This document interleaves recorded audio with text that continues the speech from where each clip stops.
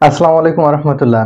আমরা বিভিন্ন লাইসেন্স পরীক্ষাতে এবং বিভিন্ন জব কোশ্চেনে এই প্রশ্নটা দেখে থাকি নার্সিং এ, সেটা হচ্ছে fertilization mainly occurs in, fertilization mainly কোথায় হয়ে থাকে বা কোথায় ঘটে থাকে। এখানে দুইটা প্রশ্নের মধ্যে আমাদের খুব কনফিউশন লেগে যায়, একটা হচ্ছে অ্যাম্পুলা আর একটা হচ্ছে ফিলোপিয়ান টিউব। মূলত এটা সঠিক উত্তরটা কি হবে? যারা আপনারা ভিডিওটা দেখছেন একটু ভিডিওটা এখন পাস করে আপনারা সঠিক উত্তরটা দিন, তারপর আমরা বিস্তারিত জানছি ইনশাল্লাহ। তারপরে দেখবেন আপনার উত্তরটা ঠিক হচ্ছে কিনা। দেখুন, আমরা মূলত জানি এই যে টোটাল যে অংশটুকু দেখছেন এটাকে বলা হয় কি ফিলোপিয়ান টিউব। এটাকে কি বলা হচ্ছে? ফিলোপিয়ান টিউব।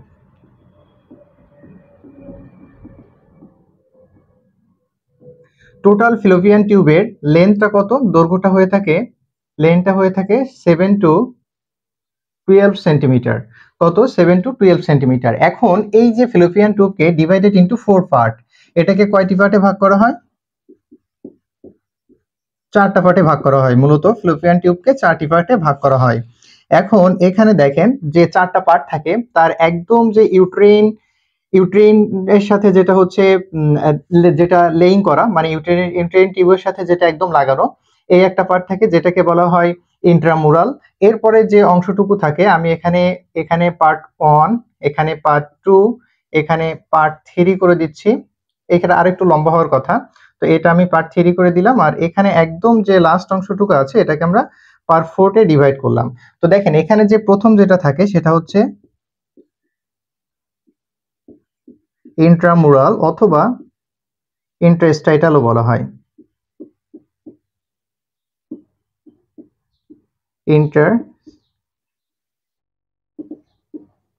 ইন্টারস্টাইটাল। ওকে, 2 নাম্বার যে পার্টটা আছে সেটা হচ্ছে ইসথমাস। 3 নাম্বার যেটা আছে অ্যাম্পুলা।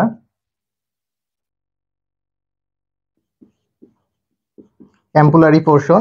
আর 4 নাম্বারে যেটা আছে সেটা হচ্ছে ইনফান্ডিবুলাম।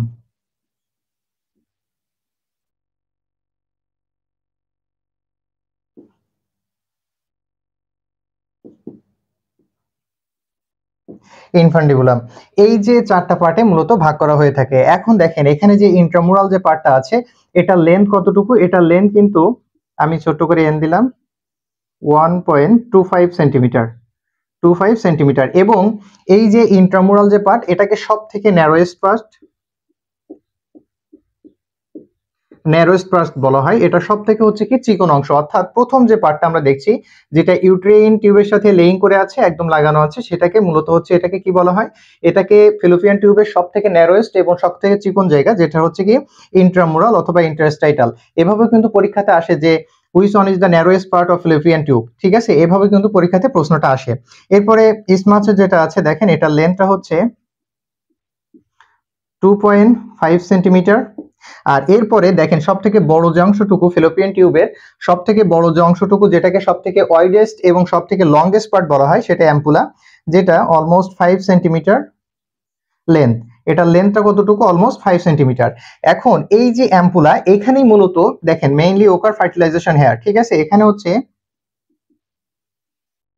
মেইনলি ফার্টিলাইজেশন হয়ে থাকে।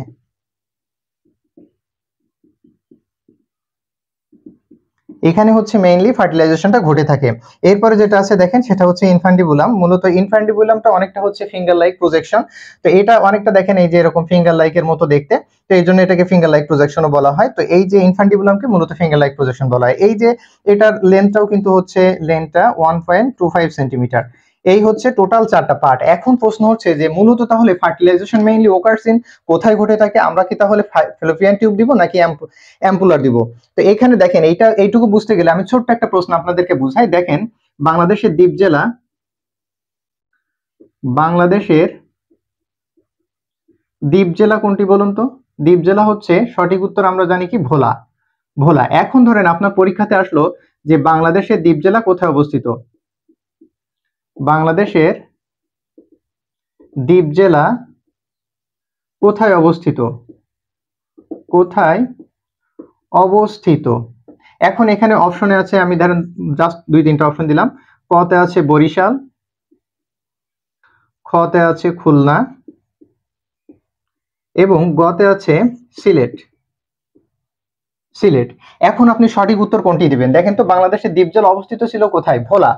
আর ভোলাটা কোথায় অবস্থিত? দেখেন ভোলাটা হচ্ছে বরিশালে। সুতরাং এই প্রশ্ন যখন আপনার কাছে আসবে আপনি কিন্তু সঠিক উত্তর বরিশালই দিবেন, কেননা এখানে যেহেতু ভোলা অপশনে নাই। কিন্তু যদি এখানে আরো একটা অপশন থাকতো, দেখেন তো ভোলা, ভোলা, তাহলে দেখেন তো একদম ক্ষুদ্র পার্ট, অর্থাৎ যেটাকে নির্দিষ্ট করে বলা হয় সেটাই কিন্তু আপনি সঠিক উত্তর দিতেন। এখানে বরিশাল থাকলেও তখন আর বরিশাল উত্তর হতো না, হতো কি ভোলা। এখন বিষয়টা হচ্ছে দেখেন এই যে অ্যাম্পুলা, অ্যাম্পুলাটা কিসের একটা পার্ট? অ্যাম্পুলাটা হচ্ছে ফিলোপিয়ান টিউবের একটা পার্ট, এবং এই ফিলোপিয়ান টিউবের যে চারটা পার্ট তার মধ্যে অ্যাম্পুলাটা হচ্ছে কি সবথেকে ওয়াইডেস্ট এবং সবথেকে লংগেস্ট পার্ট।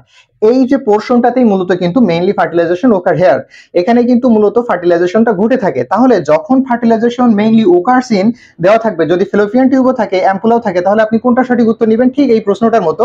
দেখুন এখান থেকে কিন্তু তখন আপনার সঠিক উত্তর হবে হচ্ছে বি।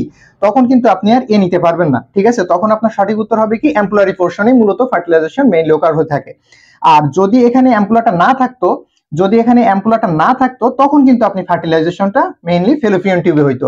কারণ কি এই দেখেন অ্যাম্পুলাটাই কিন্তু মূলত হচ্ছে ফিলোপিয়ান টিউবের একটা পার্ট। সুতরাং যদি কখনো পরীক্ষাতে আপনারা এই প্রশ্নটা পান, এবং বিভিন্ন বইয়ের মধ্যে কিন্তু এটা সব জায়গাতে ফিলোপিয়ান টিউব দেওয়া, যদিও সেখানে অ্যাম্পুলা দেওয়া আছে, যেটা কিন্তু সম্পূর্ণ ভুল উত্তর।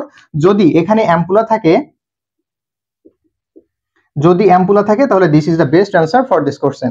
ঠিক আছে, তাহলে এই কোশ্চেনের জন্য কিন্তু এটাই সব থেকে একদম মানে সঠিক উত্তর। সুতরাং আপনারা যারা এই প্রশ্নটা নিয়ে কনফিউশনের মধ্যে আছেন, আশা করছি আজকের পর থেকে যে ফার্টিলাইজেশন মেইনলি ওকার্স ইন কোথায় ঘটে থাকে এই প্রশ্নটা নিয়ে ইনশাল্লাহ আপনাদের আর কোনো রকম সমস্যা হবে না। আবার পরীক্ষাতে কিন্তু প্রশ্ন আসতে পারে যে সব থেকে লংগেস্ট পোর্শন কোনটি ফিলোপিয়ান টিউবের, তাহলে সেটাও কিন্তু আপনার অ্যাম্পুলা। আবার আসতে পারে সব থেকে ওয়েডেস্ট পার্ট কোনটি, এবং অ্যাম্পুলার আলাদা করে যদি আপনার লেন্থ কতটুকু আসে সেটাও কিন্তু আপনার আলাদা করে আসতে পারে। সুতরাং এই অ্যাম্পুলার সম্পর্কিত বা ফিলোপিয়ান টিউব সম্পর্কিত এই পার্টগুলো জানা এবং এই কোশ্চেনগুলো জানা কিন্তু খুব এসেনশিয়াল। তো আশা করছি ইনশাল্লাহ আপনাদের আজকের পর থেকে অ্যাম্পুলার রিলেটেড এই যে কয়েকটা ইম্পর্টেন্ট কোশ্চেন, এগুলো থেকে প্রশ্ন আসলে আর ভুল হবে না। আর বিশেষ করে ফার্টিলাইজেশন মেইনলি ওকার্স ইন কোথায় ঘটে থাকে এই প্রশ্নটা নিয়েও ভুল হবে না। তো ইনশাল্লাহ দেখা হবে নতুন ভিডিওয়। আর ভালো লাগলে কমেন্ট করে জানাবেন এবং অবশ্যই প্রত্যেকে শেয়ার করে দিবেন। আল্লাহ হাফেজ, আসসালামু আলাইকুম।